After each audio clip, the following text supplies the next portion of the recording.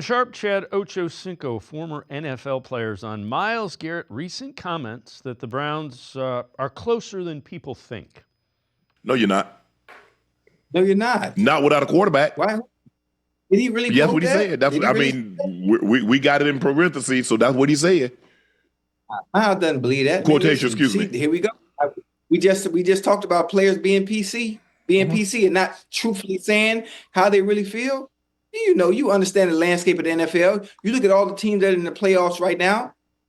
I mean, obviously, it's about offense, it's about defense, but all the teams in the playoffs have what? What's the one common denominator? Every team in the playoffs. A quarterback. I think. You know, don't fool yourself. I think Myles, but you had a merry-go-round and carousel of quarterbacks all season long. You're not going to be able to compete, let alone in the AFC North, until you get a consistent quarterback, a good one at that. Jeff, it's hard to argue. I'll bring a counterpoint. All right. Look at 2023. Look at 2023. It was competent. Yes or no? Joe Flacco was competent. But what did they do? They played a carousel of quarterbacks. Yeah.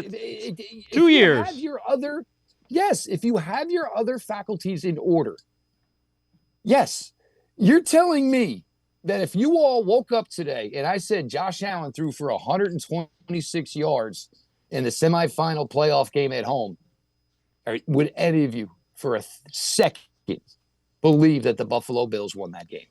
Not in a million years would anybody believe that. Yes, they need improvement at the position. And it's probably not going to be that greatly improved in 2025. But the thing is they're not going to have to tweak the team and adjust a million things around one guy who was basically the whole issue to begin with.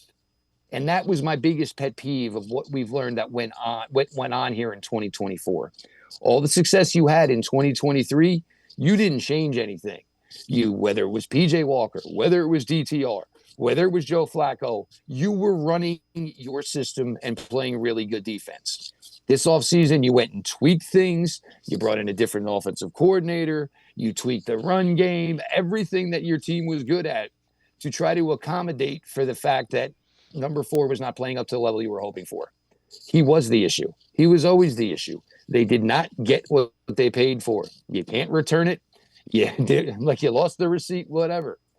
They were stuck with it. And they're getting this gift most likely of being able to get out of this, not financially just yet, but they're getting this gift of getting out of this.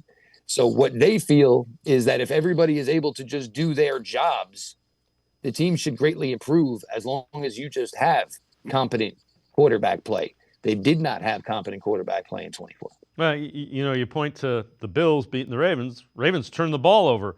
That's been another problem. Browns have turned the ball over ridiculous. I mean, they did it 2 years ago and found a way to still make the playoffs with a negative turnover differential. That's another thing they just got to correct it.